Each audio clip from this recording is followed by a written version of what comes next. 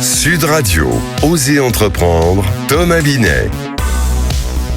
Et c'est votre rendez-vous économique du dimanche, comme chaque semaine, en compagnie des meilleurs, mais surtout du meilleur. Bonjour Thomas Binet. Bonjour Maxime. Au programme d'Osez entreprendre ce matin. Eh bien aujourd'hui, je vais vous raconter comment un petit laboratoire parisien est devenu une icône mondiale de la cosmétique naturelle. C'est l'incroyable success story de Nuxe. Et puis avec Sylvain Bersinger, économiste et auteur de nombreux ouvrages sur les entrepreneurs de légende, on va revenir sur les parcours de Walt Disney, Lego et Barbie. Noël oblige, 3 histoires d'échecs, de persévérance et de vision long terme qui ont changé leur industrie. Et nous sommes en duplex avec Mayline Camus, notre consultante et experte en intelligence économique. On décrypte l'ingénierie sociale, comment une simple information partagée peut devenir une faille stratégique. Ecoréseau Business, le magazine de référence pour entreprendre, présente Sud Radio, Osez entreprendre, la saga des entreprises. Puisqu'on approche des fêtes, mon cher Thomas, vous allez aujourd'hui nous parler de paillettes et d'une marque qui brille, puisque vous allez nous parler de Nuxe, qui mêle poésie, innovation et naturalité. C'est une success story à la française, née d'un rêve, celui d'Alisa Jabès. Racontez-nous. Tout commence au début des années 90. Alisa Jabès, fille de pharmacien passionné de plantes, rachète un petit laboratoire parisien de cosmétologie naturelle. Son pari ?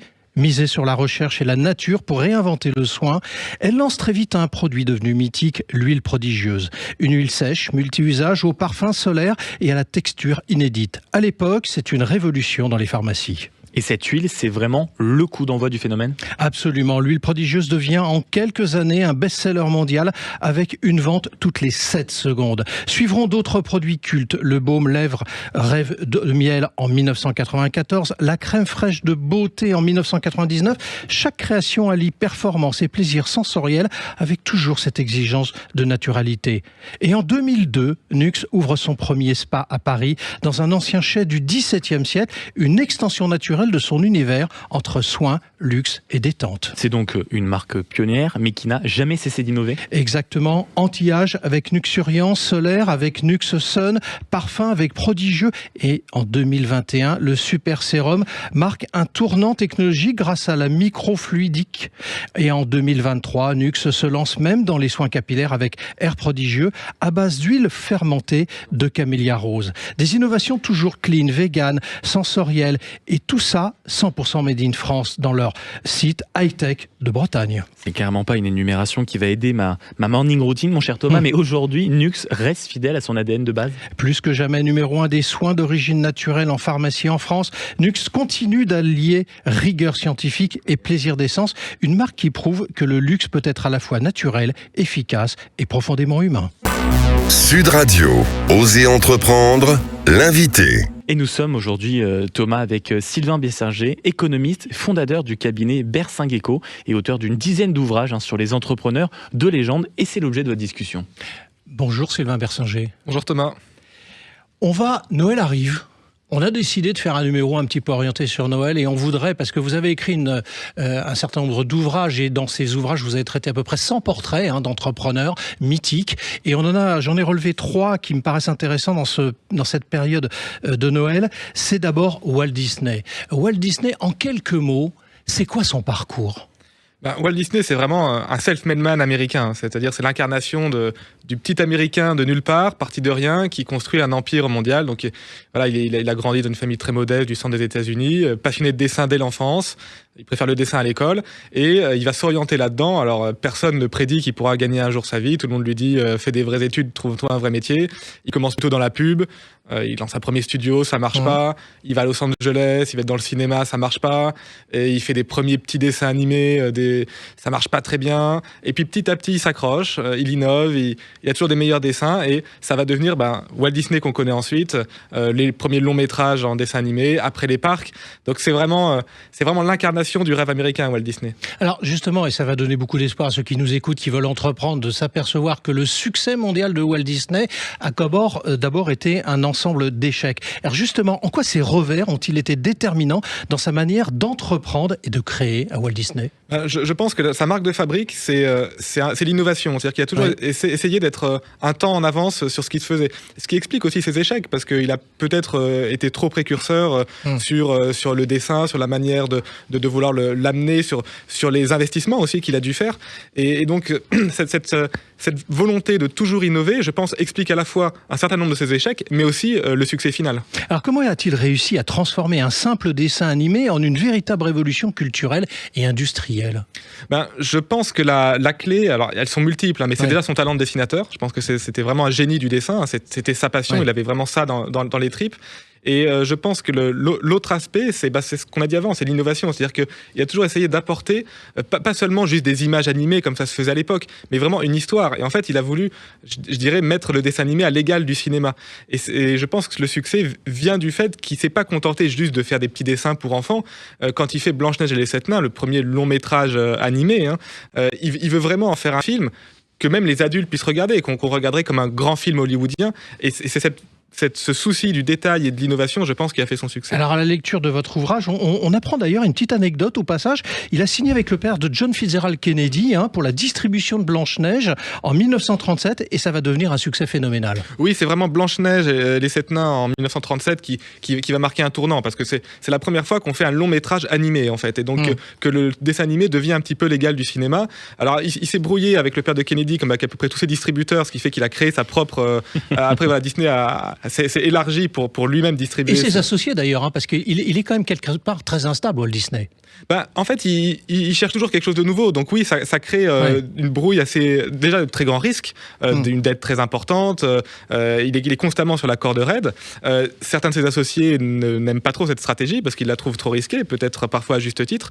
Donc c'est vrai que vu qu'il veut toujours foncer dans ses idées, les relations avec ses partenaires parfois sont un petit peu houleuses parce que lui il fonce et puis les autres ne voient pas forcément l'idée qu'il a derrière. Alors Sylvain Bersinger, on va s'intéresser à Lego avant de redevenir d'ailleurs le géant mondial du jouet. La société danoise Lego est d'abord l'histoire d'un charpentier ruiné.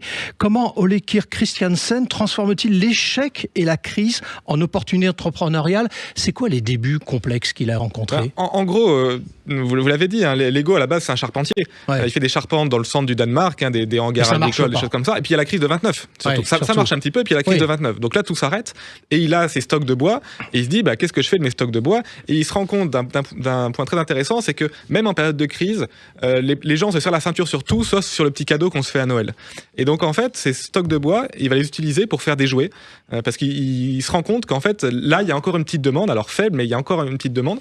Et donc il se met à faire des jouets en bois au début par opportunisme en fait, parce qu'il se dit il n'y a plus que ça qui marche. Et alors justement le bois va laisser quand même la place au plastique puisqu'il y aura le tournant du plastique qui va arriver et l'invention de la brique Lego qui vont marquer un moment clé dans l'histoire de Lego. Pourquoi cette innovation n'a-t-elle pas été un succès immédiat et qu'est-ce que ça nous apprend sur la persévérance entrepreneuriale ? Je pense que les premières briques n'ont pas été un succès parce qu'elles n'avaient pas la forme qu'ont les briques aujourd'hui. C'est des briques très primaires qu'on ne pouvait pas assembler comme les briques qu'on connaît actuellement. Et la brique... toujours Lego, la première, elle date de 1958, c'est toujours la même. Elle est toujours compatible. C'est-à-dire que si vous retrouvez une brique de vos parents ou grands-parents dans un grenier, si elle a été faite après 58, elle est toujours compatible. Il faut toujours l'assembler avec les Lego de maintenant. Et ça, je crois que c'est la force de Lego, c'est le côté intemporel. Les briques d'avant 58 étaient plus primaire, elle s'emboîtait mal. Et après, ils ont innové, ils ont construit la brique un petit peu différemment. Et maintenant, elle s'emboîte parfaitement. On peut vraiment faire des constructions assez incroyables. Il y a des constructions de Lego avec des millions de pièces. Et le côté intemporel fait la force de la marque. Parce que les parents ont joué au Lego, ils donnent à leurs enfants la vieille caisse qu'ils ont au fond du grenier. Et il y a ce côté un peu féerique de la continuité. Et c'est ça qui fait beaucoup la force de Lego. Alors, comment Lego est-elle passée d'un atelier familial à une entreprise mondiale tout en restant fidèle à son produit d'origine et à ses valeurs fondatrices, Sylvain? Alors ça s'est pas fait rapidement, oui. Parce que on l'a dit, le tournant sur le jouet c'est 1929 et il y a eu plusieurs générations qui se sont succédées pour bâtir Lego. Je pense que une des valeurs fondamentales de l'entreprise, qui était celle de Ole Kirk Christiansen, c'est la qualité. C'est-à-dire que lui, c'était un maniaque de la qualité et de la durabilité. Il voulait pas faire des coups sur allez, je fais un jouet un peu, je casse les prix, je fais un peu de profit. Et on retrouve ça dans ce qu'on vient de dire sur la durabilité de cette brique. Lego a toujours pensé ses produits comme étant non pas sur les ventes de l'année ou l'année prochaine, mais sur les décennies à venir. Et c'est ça qui fait la force de la marque. C'est toujours la première fortune danoise? Oui, alors la famille, les héritiers, qui ne sont ça. plus à la tête de l'entreprise, mais sont aujourd'hui les premières fortunes danoises. Alors on termine notre tour de piste avant Noël avec Barbie, qui est née d'une intuition simple mais radicale. Comment Ruth Handler a-t-elle identifié un besoin que personne ne voyait encore sur le marché du jouet, en quelques mots? Alors elle l'a identifié en voyant jouer sa fille, qui s'appelait Barbara, d'où Barbie, Oui. et en voyant jouer sa fille avec des poupées de l'époque, qui étaient des poupées un peu simples, presque un peu niaises, on pourrait dire. Ouais. Elle s'est dit, ça va pas, les enfants ont besoin d'autre chose, ils ont besoin de pouvoir s'identifier avec leurs poupées. Et en fait, c'est pour ça que la Barbie est en fait assez réaliste, avec cette femme un peu idéale, on va dire. Et l'idée, c'est vraiment, elle a vu sa fille jouer, elle s'est dit, il faut une nouvelle Barbie, une nouvelle poupée, à laquelle elle pourra s'identifier. Et pour autant, personne n'y croyait, pas même son mari. Oui, parce qu'en fait, son mari avait une entreprise de plastique, qui faisait des petits jouets en plastique, et donc elle a dit à son mari, j'ai une idée, faisons une poupée plus ressemblante, et il n'y a pas du tout cru au début. Et c'est sa persévérance qui a fini par payer, mais c'est souvent la marque des idées innovantes, c'est qu'au début, personne n'y croit. Et alors, ce qui est intéressant, c'est que c'est devenu bien plus qu'une poupée, c'est devenu un phénomène culturel mondial, cette histoire de Barbie. Oui, parce qu'en fait, vu que Barbie est très ressemblante à, disons, une femme entre guillemets idéale, je ne sais pas si c'est le bon terme, mais du coup, on a reproché à Barbie de projeter un stéréotype, de dire vous forcez les petites filles à vouloir ressembler à ce type de femme, qui est quand même une femme avec un corps très spécifique. Et donc, c'est devenu un phénomène de société. Ça a été interdit dans certains pays comme l'Iran. On dit une Barbie, une femme qui est un peu très apprêtée. On dit c'est une Barbie. Donc, le mot est rentré dans le langage courant dans le monde entier. Ma dernière question pour vous, Sylvain Bersinger. Y a-t-il des points communs entre ces trois parcours entrepreneuriaux? Je crois, Thomas, que, comme vous l'avez dit, on est en lien avec Noël et on est en lien un peu avec le rêve. Oui. Et je crois que ces trois parcours entrepreneuriaux, ces trois entrepreneurs qui ont une idée un petit peu presque du domaine du rêve, et on l'a dit sur Barbie, mais c'est vrai des autres, à laquelle personne n'a trop cru au début. Personne ne croyait aux briques Lego, même dans la famille. Walt Disney, personne ne croyait à ces dessins animés qui deviendraient légaux du cinéma. Donc c'est trois personnes qui ont une idée un petit peu féerique, un petit peu au-delà du monde réel, dont qui ont été en confrontation avec les autres gens qui ne voyaient pas aussi loin qu'eux. Et donc, on retrouve un petit peu cette magie du jouet et cette magie de Noël dans ces trois parcours. Et du coup, derrière chaque jouet, il y a quand même une histoire entrepreneuriale. Merci à vous. Merci beaucoup Sylvain Bersinger d'être passé du côté d'Oser Entreprendre. Grâce à vous, je vous le dis, moi j'ai affiné un tout petit peu ma liste de Noël. Et donc je rappelle au passage que vous êtes économiste et fondateur du cabinet Bersinger & Co. et auteur donc d'une dizaine d'ouvrages sur les entrepreneurs de légende.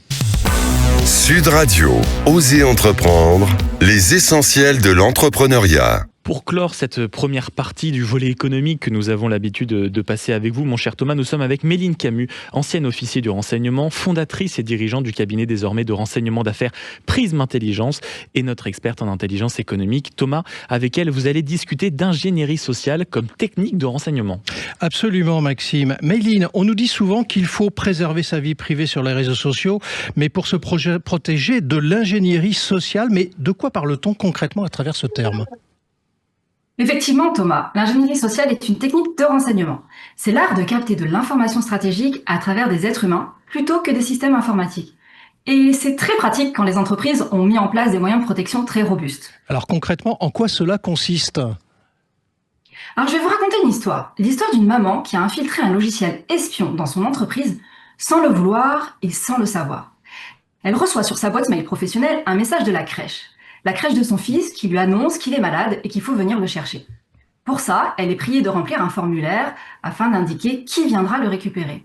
Elle n'y a vu que du feu, puisqu'en cliquant sur le lien, un logiciel espion s'est répandu dans toute l'entreprise. Mais comment cela est possible que ça arrive ?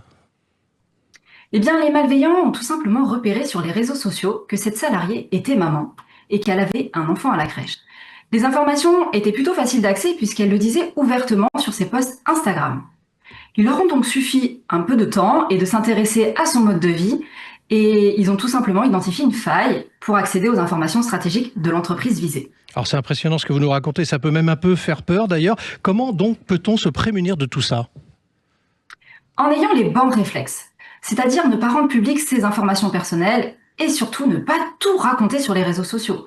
Préservez vos enfants, vos familles et votre vie privée. Merci Méline. Et donc prudence, surtout en cette période de fête. Merci à vous, Méline Camus, donc, et on vous retrouve dans un instant, mon cher Thomas, pour Oser Investir. Sud Radio, Oser Entreprendre, Thomas Binet.